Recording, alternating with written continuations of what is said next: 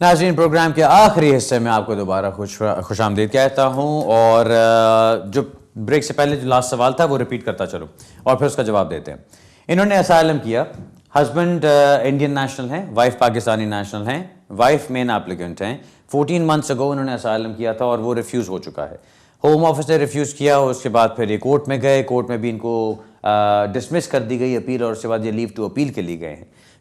जो कि अपर ट्राइब्यूनल में अभी तक पेंडिंग है। सो वो ये पूछ रहे हैं कि उनके वकील साहब ने उनको ये कहा कि जी तो बहुत अच्छी बात है कि जज ने सिर्फ वही पॉइंट्स रखे हैं जो होम ऑफिस के पॉइंट्स थे, क्योंकि इसको ऐसी कोई और चीज़ मिली नहीं रिफ्यूज करने के लिए, तो ये हमारी फेवर में है। आई एम सॉरी सर, लेकिन ये आपके वकील साहब आपको जो भी अच्छी ख्वाबों की दुनिया में और फ्लफी सी दुनिया में रख रहे हैं वो ऐसी दुनिया नहीं है। इसका मतलब ये है कि होम ऑफिस के सारे पॉइंट्स जो सारे उन्होंने उठाए थे अपने रिफ्यूजल लेटर में, जज ने सब कुछ उसको वैसे ही एक्सेप्ट कर लिया है। आपकी तरफ से फिर इसके ऊपर फाइट क्या हुई? क्योंकि आपको जो करना चाहिए असाइलम क्लेम के लिए, अगर आपके पॉइंट्स रिफ्यूजल पॉइंट्स आते हैं, आप एक एक पॉइंट को लेते हैं, आप उसका जवाब तैयार करते हैं, आप उसका जवाब देते हैं कोर्ट में जाके, उसके ऊपर अपना एविडेंस देते हैं और एक एक पॉइंट करके उसको आप क्रॉस आउट करते जाते हैं ताकि जज उनको वहां से निकाले। अब आपके केस में अगर जज ने वो सारे पॉइंट्स एक्सेप्ट कर लिए हैं तो इसका मतलब आप किसी भी चीज में कामयाब नहीं हुए कि आप होम ऑफिस से किसी बात को रद्द कर सकते। सो मेरी नजर में आई एम सॉरी, ये बिल्कुल कोई अच्छी बात नहीं है, ये आपके केस की बहुत बड़ी वीकनेस है। इसका मतलब ये है कि आपका केस बहुत बुरी तरह से कोर्ट में जाके पिटा है। अब बात होती है कि आप आगे क्या कर सकते हैं। अब आपने जो लीव टू अपील की एप्लीकेशन डाली है उसके अंदर आपको यह प्रूव करना है कि जज ने फैसला करने में कोई कानून को अप्लाई करने में गलती की है, यानी material error of law. Error of law का मतलब क्या आपने कानून को अप्लाई करने में कोई गलती की। मटीरियल का मतलब क्या कि कोई ऐसी गलती जो कि आपके फैसले के ऊपर नजरअंदाज होती है। यह नहीं कि कोई ऐसी गलती कि जो आपके ओरिजिनल फैसले को चेंज ना करती। गलती है लेकिन वो फैसले को बदलती ना, अगर वो ठीक भी होता तो। सो अगर ऐसी बात नहीं है और there is a material error of law तो आपको लीव टू अपील मिल जाती है और फिर आपको कोर्ट में मौका मिलता है दोबारा अपर ट्राइब्यूनल में जाके अपने केस को आर्ग्यू करने का। अगर वो आपको मिल गया तो समझ ले एक छोटा सा मिरेकल होगा आपके लिए, क्योंकि जिस तरह से आपने मुझे बताया केस जिस तरह से आपका रिफ्यूज हुआ है, मुश्किल होता है आमतौर पर इस तरह के केसेस में कि आपको लीव टू अपील आगे मिले। एक तो पॉइंट मैं ये कहूंगा कि आई एम सॉरी, मैं आपके वकील साहब के साथ बिल्कुल अग्री नहीं करता कि जज साहब ने सारे वही पॉइंट्स उठाए हैं जो होम ऑफिस के थे, क्योंकि जज साहब को कुछ नहीं मिला। ऐसी बात नहीं है, यह आपके केस के खिलाफ जाती है चीज। दूसरी बात आपने पूछी काम के बारे में कि आपको 14 महीने हो गए हैं असाइलम किए हुए और आपको क्या काम की इजाजत मिल सकती है या क्या है। एक चीज याद रखिए, अगर आपने असाइलम क्लेम किया और आपका असाइलम क्लेम अभी तक पेंडिंग है, डिसाइड नहीं हुआ और आपको 1 साल गुजर गया, तो यूरोपियन कानून के मुताबिक आपको ऑटोमेटिकली काम करना अलाउड है। होता क्या है, आपको वो जो काम करना अलाउड था, होम ऑफिस ने उस चीज को एक्सेप्ट तो कर लिया कि जी यूरोपियन रेगुलेशन से कहती हैं, लेकिन उन्होंने कहा कि जी हम इंटरनली इसके ऊपर एक कंडीशन और लगा देते हैं। और वो जो कंडीशन लगाई गई शॉर्टेज ऑक्यूपेशन लिस्ट की। अब उसमें उन्होंने ये कहा, ये जो आप बात कर रहे थे अभी कि कौन सी जॉब्स आप ले सकते हैं, शॉर्टेज ऑक्यूपेशन लिस्ट का मतलब ये है कि वो स्पेशलिस्ट लिस्ट जो होम ऑफिस की वर्क परमिट की वेबसाइट पे मौजूद है, जो ये शो करती है कि आमतौर पर उनको यहां पे ऐसे बंदे नहीं मिलते जो ये काम कर सकें, उस लिस्ट के लिए आप काम कर सकते हैं। लेकिन अगर आप कहते हैं कि मैं किसी दुकान पे काम करना चाहता हूं, किसी रेस्टोरेंट पे काम करना चाहता हूं, तो वो शॉर्टेज ऑक्यूपेशन लिस्ट के अंदर नहीं आती। सो अगर आपको वो इजाजत मिल भी जाती है, आपके कार्ड के ऊपर वो लिख भी देते हैं वर्क परमिटेड, लेकिन उसके साथ वो लिख देते हैं शॉर्टेज ऑक्यूपेशन लिस्ट ओनली। अब आपका एम्प्लॉयर आपको जॉब दे देता है, आपको जॉब दी है उसने किसी दुकान के अंदर या किसी रेस्टोरेंट के अंदर। अब अगर आके वहां पे छापा पड़ता है और उसको चेक किया जाता है तो आपके एम्प्लॉयर को फाइन भी होगा और प्लस आपको इस चीज की सजा दी जाएगी कि आप काम की परमिशन के बगैर काम कर रहे हैं, बिकॉज आपकी जो इजाजत है वो सिर्फ और सिर्फ शॉर्टेज ऑक्यूपेशन लिस्ट के लिए है। नेक्स्ट सवाल आपका यह था कि जी क्या इससे कोई बचत हो सकती है, इससे कुछ निकला जा सकता है, क्या हो सकता है। उसमें सिर्फ और सिर्फ यही है कि जो आपका केस हुआ करे होम ऑफिस में, आप उसको लिख के उससे पूछ सकते हैं। आप उनसे कह सकते हैं कि जी मुझे स्पेशल सर्कमस्टांसेस की वजह से परमिशन टू वर्क दिया जाए, और उसमें अगर वो अग्री कर जाता है तो आपको परमिशन टू वर्क भी मिल सकती है। लेकिन आमतौर पे मैं ये कहूंगा कि मैंने जो चीज़ देखी है वो इसको आमतौर पे रिफ्यूज ही करते हैं। सो केस आपका जिस तरह से चल रहा है, जब वो देखेगा केस वर्कर उसको कि अच्छा जी आपका होम ऑफिस से भी रिफ्यूजल आया, उसके बाद फिर आप कोर्ट में गए अपील में, और अपील में सारे होम ऑफिस के पॉइंट्स एक्सेप्ट कर लिए गए जज की तरफ से, तो वो चीज़ भी आपको वीक करती है केस में। अगर उस टाइम पे वो आपको कहते हैं हाँ आपको काम करना हम अलाउ कर देते हैं, आप जाइए काम करें, तो उनका तो सारा मकसद ही खत्म हो गया ना, जो सारी सख्ती करने का। सो इसलिए मुझे मुश्किल लगता है कि आपको काम करने की इजाजत देंगे, लेकिन ट्राई करने में कोई हर्ज नहीं। अगर मैं यहां पे बैठ के हरफे आखिर बन जाऊं कि जी जो मैंने कह दिया बस सिर्फ वही होगा, तो फिर दुनिया चल नहीं सकती आगे। सो मैं ये कहता हूं कि जो मैं आपको बात बताता हूं मेरे अपने एक्सपीरियंस से, अपने नॉलेज से, अपनी एजुकेशन से बताता हूं, उसके अलावा बहुत बड़ी दुनिया बाहर मौजूद है। अगर किसी चीज में कोई ऐसी चीज है जो मुझे नहीं पता, तो मैं जरूर सीखना चाहता हूं, मैं पूछना चाहता हूं। अगर आप लोग कुछ जानते हैं जो मुझे नहीं पता, तो आप मेरे साथ जरूर शेयर कीजिए, मुझे जरूर बताइए। मैं हर रोज कुछ ना कुछ सीखना चाहता हूं। अगला सवाल लेते हैं जी। हेलो हेलो, सत श्री अकाल जी। हेलो जी, वालेकुम सत श्री अकाल, की हाल है, ठीक हो? ठीक है, हाँ जी ठीक है। अब मेरे ਭਾਜੀ ਦੋ ਸਵਾਲ ਨੇ ਬੜੇ ਜਿੱਦਾਂ ਕਨਫਿਊਜ਼ਨ ਆ ਮੈਂ ਇਹਨਾਂ ਦੇ ਵਿੱਚ। ਇੱਕ ਜਿਹੜਾ 5 ਸਾਲ ਦਾ ਕਹਿੰਦੇ ਕਾਨੂੰਨ ਆਇਆ ਹੋਇਆ ਵੀ ਅਪਲਾਈ ਕਰ ਸਕਦੇ ਆ ਜੀ, ਇਹ ਕਾਨੂੰਨ ਇੱਕ ਤੇ ਦੱਸੋ ਵੀ ਇਹ ਕਾਨੂੰਨ ਹੈਗਾ ਜੀ। ਦੂਜਾ ਮੇਰਾ ਸਵਾਲ ਇਹ ਹੈਗਾ ਜੀ, ਅਜੇ ਤੱਕ ਮੇਰੇ ਜਿੱਦਾਂ ਮੈਨੂੰ 14 ਸਾਲ ਹੋ ਗਏ ਇੱਥੇ ਆਏ ਨੂੰ,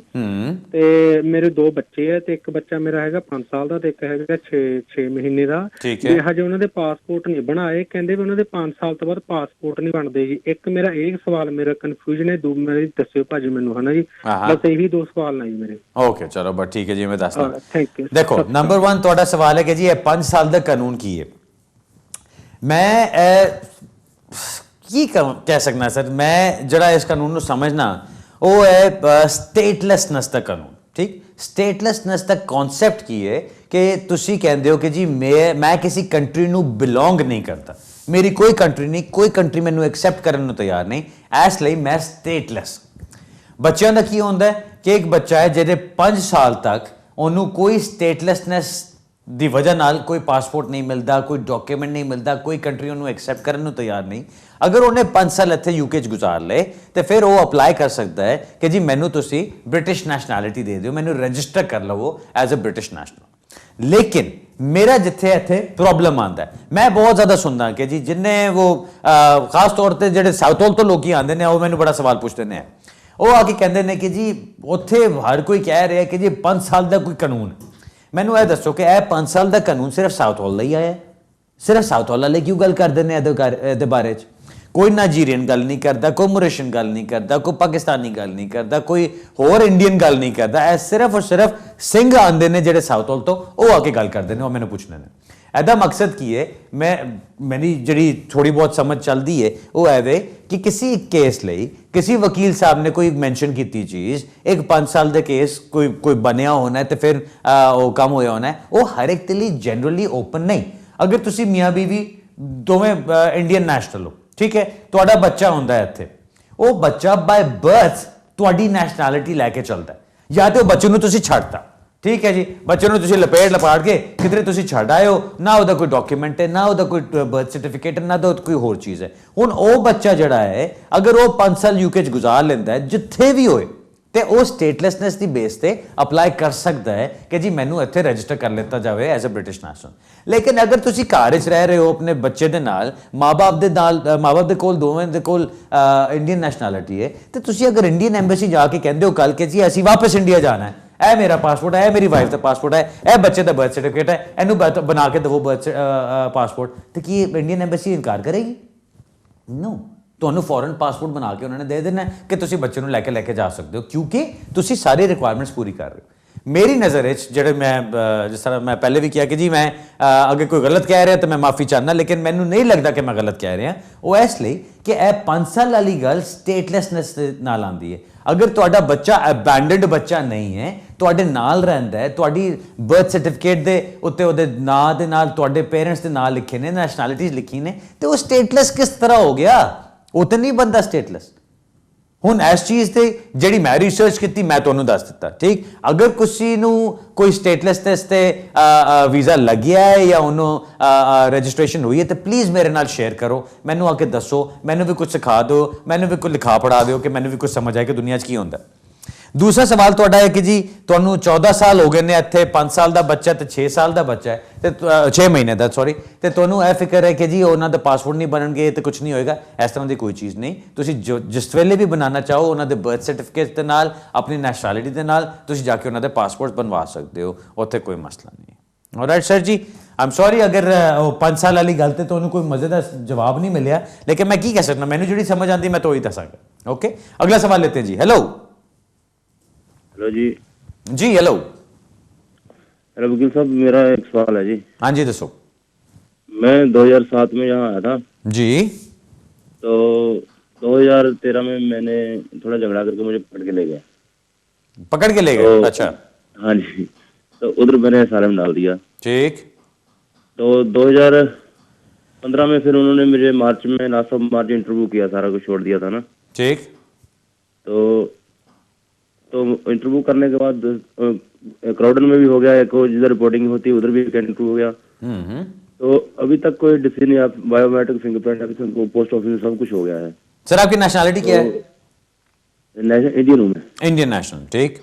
हाँ जी ओके तो मेरा भी डिसीजन नहीं हुआ मैं पूछना चाहता हूँ कब तक आएगा अगर फिर जो आप काम के लिए बोल रहे हैं वो तो मुझे समझ आ गया वैसे जो ठीक है होती है जी ठीक है हाँ जी ओके चले यही पूछना कि टाइम कितना लग सकता है टाइम कितना लग सकता है देखो सर मैं ये कहता हूँ कि असाइलम के अंदर इतना टाइम कभी भी नहीं लगना चाहिए जितना ये आपके केस में लगा रहे हैं 2015 में कहीं पे आपका इंटरव्यू हुआ मार्च में मेरे ख्याल आपने बताया अब साल हो चला है उस चीज़ को भी तो ऐसा होना तो नहीं चाहिए आपको जो चीज़ करनी चाहिए पहले इसको पुश करें अपने केस वर्कर के साथ उससे बाद अपने एमपी से भी रब्ता करें एमपी को भी कहें कि इसके अंदर इन्वॉल्व हो और इसमें आपको डिसीजन लेके दे क्योंकि ये चीज़ ऐसी तो है नहीं कि जी लंबी चौड़ी रिसर्च हो रही है उसके ऊपर या किसी कानून बनने का इंतजार कर रहे हैं आपको उन्होंने इंटरव्यू किया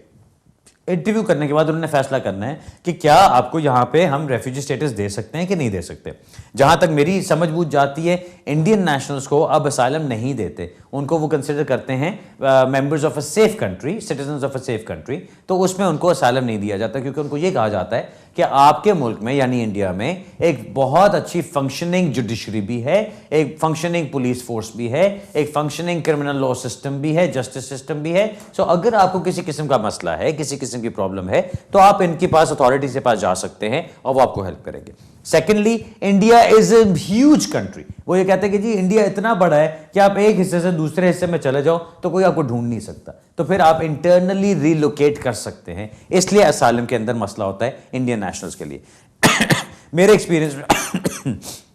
अगर इंडियन नेशनल कोई असाइलम करता है उसको वो आमतौर पे रिफ्यूज करते हैं और रिफ्यूज करने के बाद उसका क्लेम को सर्टिफाई कर दिया जाता है एज क्लियरली अनफाउंडेड ताकि उसको in country right of appeal भी ना मिले सो आप अगर अभी तो चुप करके बैठे हुए हो सबर शुक्र से जिंदगी गुजर रही है एक तो ये काम कर सकते हो दूसरा आप ये कर सकते हो कि कहते हो कि नहीं जी मुझे तो फैसला चाहिए मैं इंतजार कर करके तंग आ गया हूं तो फिर अपने जाके एमपी से रब्ता करो आप अपने केस वर्कर से रब्ता करो उनको पुश करो उनसे कहो कि जी मुझे फैसला दो आर या पार जिधर लगाने लगाओ यार ताकि मैं अपनी जिंदगी आगे चलाऊं ताकि आप उनसे बात कर सकते हैं कि जी मुझे अब अपने केस के अंदर आगे कैसे लेके चलना है बिकॉज ये जो अब डिले चल रही है कि एक इंटरव्यू होने के बाद आपको 1 साल इंतजार करा रहे हैं कुछ सेंसिबल चीज तो नहीं बनती बहुत होते हैं ऐसे केसेस कि कई दफा वो आपको 1.5-2 साल भी इंतजार कराते हैं लेकिन ऐसा होना नहीं चाहिए सो मेरी नजर में अगर आप इसको पुश करें तो आप इसको कहीं ना कहीं किसी ना किसी पार लगा सकते हैं आखिर में सिर्फ एक और चीज कहता चलूं यहां पे बहुत सारे लोग ऐसे होते हैं कि उनको कह दिया जाता है कि अच्छा जी बस आप खामोशी से बैठे रहें आपके केस में अभी कोई हलचल नहीं हो रही है तो बस अच्छी बात है कुछ सर्कमस्टांसेस में ऐसा करना ठीक है अगर आपको यहां पर आए हुए बहुत कम अरसा हुआ आपने एप्लीकेशन डाली हुई है एप्लीकेशन का भी जवाब नहीं है तो बेशक सब्र शुक्र करके चुप करके बैठे रहो कि यार आपके पीछे पड़े तो नहीं है ना वो एक अच्छी बात होती है लेकिन अगर आपका केस स्ट्रांग है उसके अंदर जान भी है आप उसको अगर लड़ो और सही तरह से फाइट करो कोर्ट में जाके या जिस तरह से भी तो आपको स्टेटस मिल सकता है तो फिर इंतजार करने की क्या सेंस बनती है सो मेरी नजर में मैं हमेशा ये कहता हूं अगर आपके केस में जान है तो इंतजार नहीं करना अगर आपके केस में कोई जान नहीं है और कहीं अटका हुआ है तो फिर बेशक चुप करके बैठे रहें क्योंकि फिर आप कुछ गलत काम नहीं कर रहे आपने एप्लीकेशन तो डाली हुई है आपने कोई गलत ऐसी चीज भी नहीं की कि जिसके ऊपर आपको कोई सजा दे सकता है आपकी एप्लीकेशन पेंडिंग है देन दैट्स फाइन लेकिन अगर केस में जान है तो पूरा पूरा जोर लगाएं और उसको आगे चलाएं कंप्लेंट करना है एमपी के पास जाना है होम ऑफिस के नाक में दम करना है जो भी करना है वो सारा कुछ करें ताकि मामला आगे चले alright sir best of luck to you नाज़रीन, अब आज के प्रोग्राम का टाइम खत्म हो रहा है। इंशाल्लाह अगले हफ्ते इसी जगह इसी वक्त दोबारा मुलाकात होगी। इस हफ्ते जिस तरह मैंने प्रोग्राम के शुरू में बताया, मैनचेस्टर में लोगों से मुलाकात हो रही है। सो आप अगर अपना इंटरेस्ट बुक कराना चाहते हैं तो जरूर कर लीजिएगा। बाकी जिस तरह मैं हमेशा कहता हूं, आप मुझे स्काइप पे भी कंसल्ट कर सकते हैं, टेलीफोन पे भी, टीवी पे तो यहाँ पे करते हैं, इन पर्सन भी कर सकते हैं, ईमेल पे भी कर सकते हैं, बर्मिंघम में भी कर सकते हैं, लंदन में भी कर सकते हैं, मैनचेस्टर में भी कर सकते हैं। सारे ऑप्शंस अवेलेबल हैं। इंशाल्लाह अगले हफ्ते मुलाकात होगी। तब तक के लिए इजाजत चाहता हूं। खुदा हाफिज एंड गुड इवनिंग।